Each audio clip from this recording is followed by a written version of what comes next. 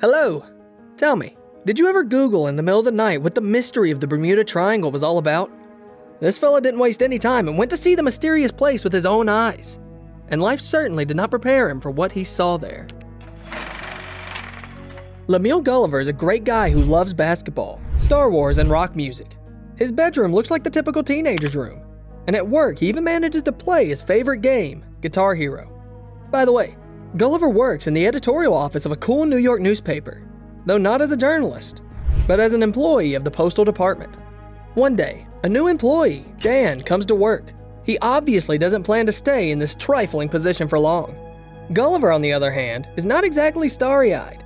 He considers himself a small man, and he's even afraid to talk to the journalists. For example, to the beautiful Darcy, who he's had a crush on for a very long time. The new employee Dan teases his boss about not being able to make the first move and meet the girl he likes. By nightfall, he gives Gulliver the shocking news that Dan has been promoted on his first day and will now be head of the mailroom. The smug guy tells Gulliver that he's been in the same position for 10 years and he's not destined to go any higher. Dan's words upset Gulliver. He leaves the office late at night in a terrible mood. On his way to the elevator, he notices that Darcy is still sitting at her computer. The girl notices her colleague and they strike up a conversation. Gulliver almost decides to ask her out, but starts to panic and pretends that that's not what he came here for. I got so much going on, I wanted to pick this up, and then I was on my way. You want to apply for a travel writing assignment? Next, one lie is layered on top of another. Gulliver tries to get out of it and says that he writes journalistic articles all the time, not showing them to anyone. He also travels a lot, to Mexico and New Zealand, for example. Darcy is pleasantly surprised. She suggests that the guy bring some of his works to the editorial office the next morning. All evening, Gulliver's trying to come up with a great story about trips to different countries, but he can't get any further than the headline. Finally, he comes up with a genius idea: to put together fragments from different travel guides and websites. Wow. I am so impressed, Gulliver. I had no idea you were such a good writer. Except that instead of immediately asking Gulliver out on a date, Darcy makes an unexpected proposal. It turns out that she has long had an important journalistic assignment to do, which she still can't find a volunteer for. She has to investigate the mystery of the Bermuda Triangle. Again, Gulliver doesn't even have time to say anything against it. He gives her a pack of lies, saying that he's an experienced sailor, and the prospect of spending 3 whole weeks at sea does not scare him at all. Gulliver arrives in Bermuda, where he is given a boat and a map with coordinates. For the first few hours of the adventure, the guy reads robot magazines and enjoys life. But soon after a short nap, he wakes up and realizes that he's caught in a terrible storm. His boat ends up near a giant water tornado. Before Gulliver knows it, his boat is sucked right into the terrible vortex. He loses consciousness, and when he wakes up, realizes that he can't move. In addition, something is crawling all over him, and it's not insects, but strange tiny men in military uniforms. From them, Gulliver learns that he's found himself in a place called Lilliput, and now he's accused of aiding and abetting certain enemies. The guy realizes that he has to run for it before it's too late. He easily breaks all the fortifications with which he is chained to the ground and tries to get away, but he doesn't have a chance. The people of Lilliput may be small, but they're quick-witted. They roll the giant to the ground again and take him across town straight to the palace of the local King Theodore. This giant is hereby declared the property of His Majesty King Theodore. Princess Mary tells her father that it's inhuman to treat their guests this way. She asks if the giant can be freed from his restraints. However, her fiancé, the local General Edward, is vehemently opposed. He's convinced that Gulliver's a spy for the enemy kingdom of Blefuscu and demands that he be taken into custody. Gulliver is thrown into a dungeon. There, he meets Horatio, a Lilliputian who's been imprisoned for his romantic interests in Princess Mary. Gulliver can't believe that one can be sent to prison for such a thing. Horatio explains to him that such a thing is not allowed for men of his class, unless they commit some incredible valiant deed. The conversation between the unfortunate friends is interrupted by General Edward. Gulliver tries to win his favor and asks him to loosen the shackles, but he refuses. Instead, he saddles the giant and makes him work as a plow in the fields. Meanwhile, Blefuscu's army is at the gates. They take advantage of the general's temporary absence from his post to infiltrate the kingdom. They will be too busy with a fire to protect their princess. The invaders' plan is simple: set fire to the castle of the royal family and kidnap Mary. General Edwards immediately runs to the aid of his beloved. but he is quickly seized by enemy soldiers. It costs Gulliver nothing to save the princess. All he has to do is reach out his hand to her balcony. However, that's not enough. The king is still inside, and the palace is ablaze.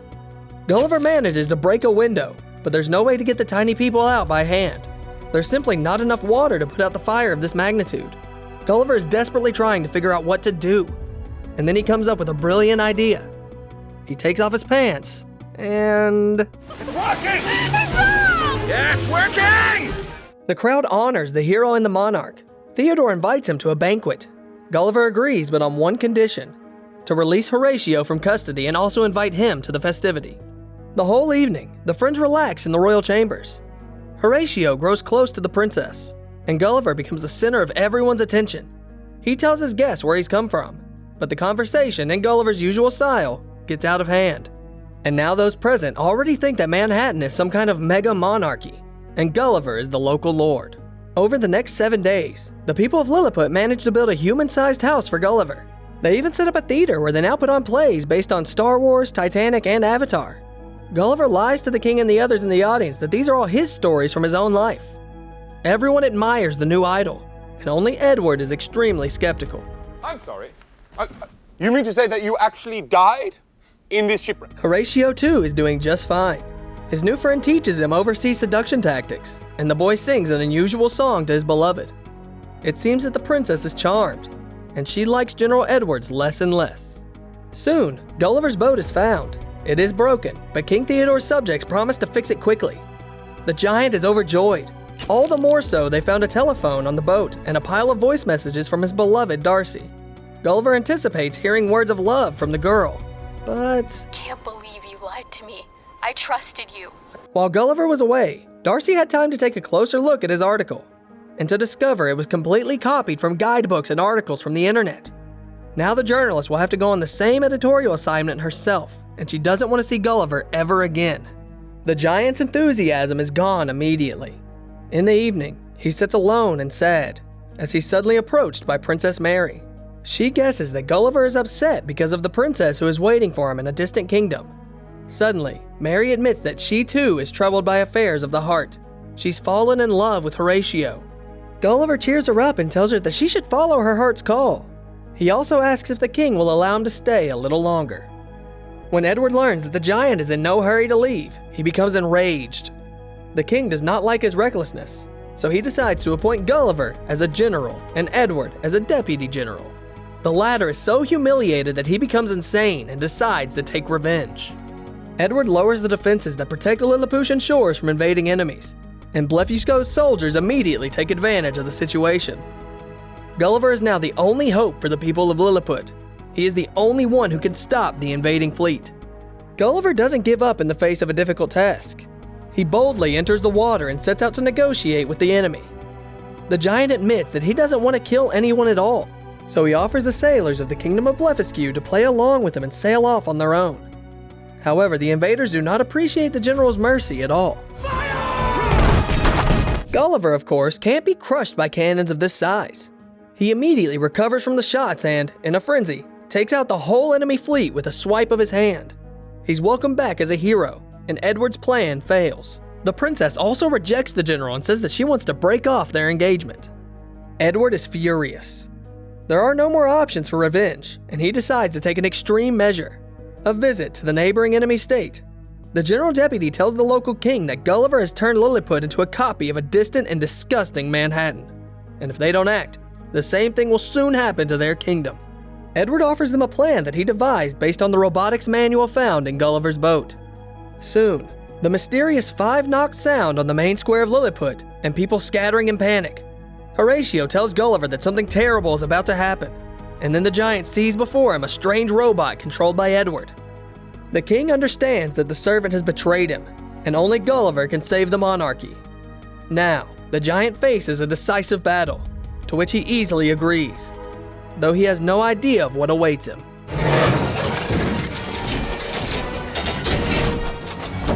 Gulliver tries to move his opponent, but even that fails.